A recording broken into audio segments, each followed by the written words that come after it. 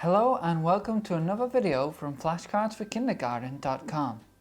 In this video, I'm going to talk about the desert animal flashcards. The desert animal flashcards feature 8 animal flashcards as well as the desert background. As well as teaching the names of the animals, it can also be used to teach food chains.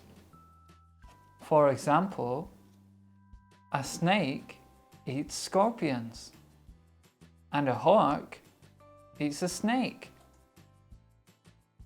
Feel free to talk more about the animals and its surroundings.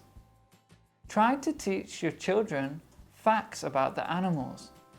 They will find this more interesting, and in turn you'll have a better lesson. If you would like to download these flashcards plus hundreds of other free flashcards and materials, please visit flashcardsforkindergarten.com. Thank you.